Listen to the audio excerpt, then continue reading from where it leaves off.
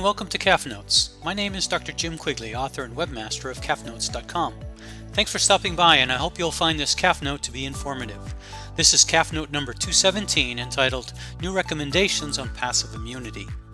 In this video, I will review a recent Journal of Dairy Science article that makes new recommendations regarding passive immunity. I hope you'll find this note to be useful.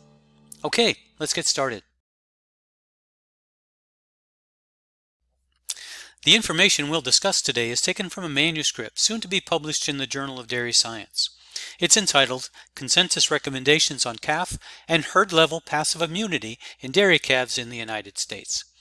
I was honored to be part of the expert panel that represented many of the most distinguished calf experts in North America. The work was an excellent collaboration of everyone on the panel, and we're all very happy with the result. Okay, let's take a look.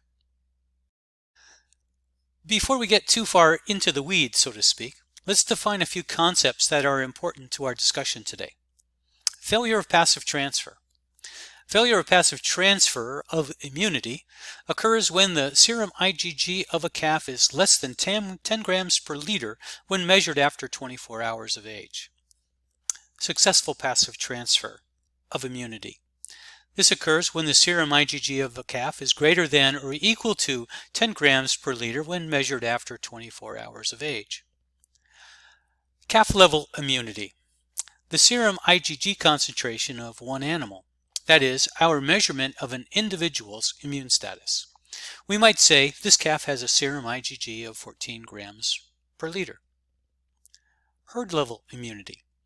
The measurement of immune status in an entire herd. Generally, this is expressed as a percentage of the herd. For example, 40% of my calves have an IgG concentration of 25 grams per liter. Gut closure occurs when the calf can no longer absorb and transport immunoglobulins from the intestine into the bloodstream. Note, closure is not only due to the turnover of intestinal cells. It is multifaceted and not completely understood. The timing of closure occurs to be slightly different for IgG, IgM, and IgA, but generally is close to 24 hours of age. After the gut is closed, so to speak, the calf is no longer able to absorb immunoglobulins into the bloodstream. This is why we wait until after 1 day of age to measure passive immunity. The level of IgG at 24 to 48 hours is used to indicate the calf's disease resistance. Our discussion today will refer to samples of serum collected and measured after 24 hours of age, and preferably before 72 hours of age. For years we've known that passive immunity was related to pre-weaning death loss. Several researchers have suggested that calves with serum IgG less than 10 grams per liter were more likely to get sick and die. For this reason, we defined FPT as serum IgG less than 10 grams per liter. The 1993 USDA NOM study showed very clearly the difference between survival of calves with FPT, that is, less than 10 grams of IgG per liter, and greater than 10 grams per liter. This famous study cemented the concept of FPT and SPT and has been the basis of research and many on-farm management and training programs to improve our colostrum management and reduce calf morbidity and mortality. Consider this newborn Jersey calf. We can measure its serum IgG and determine if it has FPT and is at greater risk of getting sick or dying.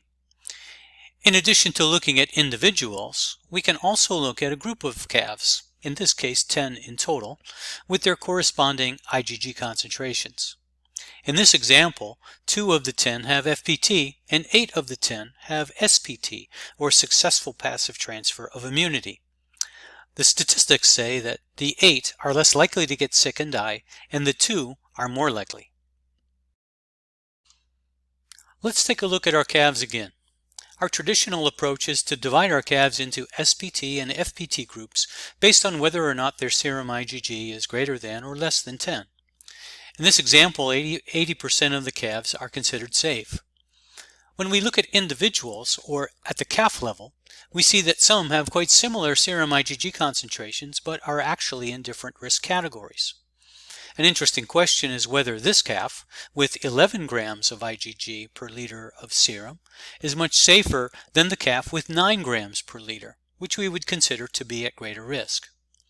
Furthermore, While this yes or no dichotomous approach of FPT and SPT has worked for us previously, perhaps there is a better grouping based on different IgG concentrations that can tell us more about the calf's relative risk. If we look at the subsequent NAMS studies done since 1991, we see there has been a gradual but significant decline in calf mortality. This is probably due to education efforts on improved colostrum feeding and management. Other published studies also generally confirm that neonatal calf mortality is declining.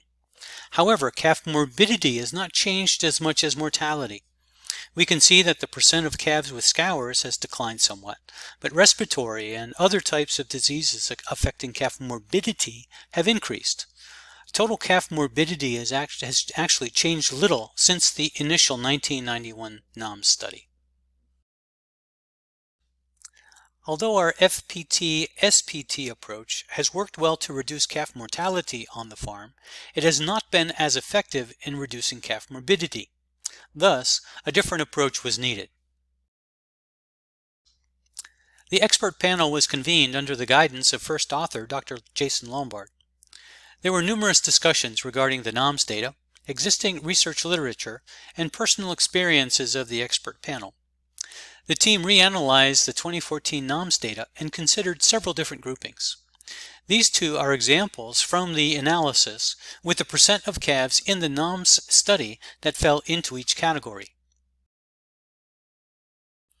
The exhaustive analysis of groupings included the percent of calves that fell into each group and the changes in morbidity and mortality within group. Following the analysis and discussion, the expert panel concluded that these groups best fit the data and were most appropriate to serve as our recommendations to the industry.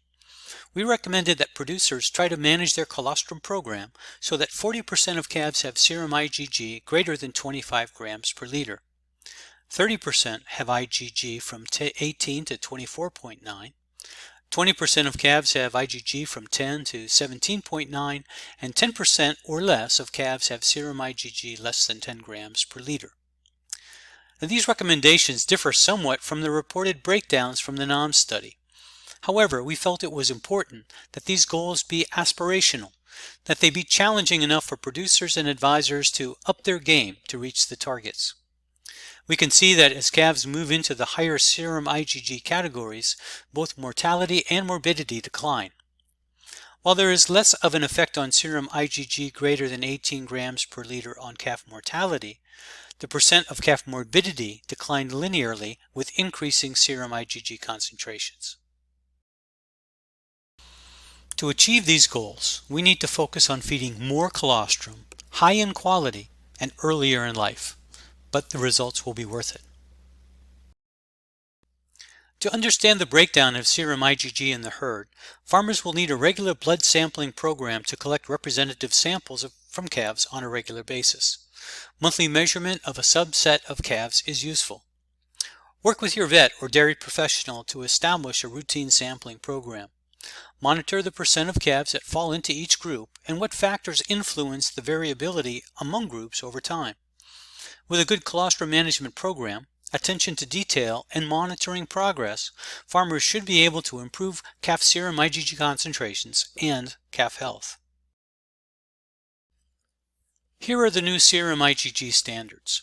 Remember, you won't likely be measuring serum IgG directly. Rather, you'll measure serum Brix concentration and convert the Brix percentage to serum IgG. I posted a handy Brix table 14 to help with the conversions. Well, that does it for this Calf Note. I hope this video has been helpful and the information can be used to improve the health and welfare of many young calves. Thanks for watching.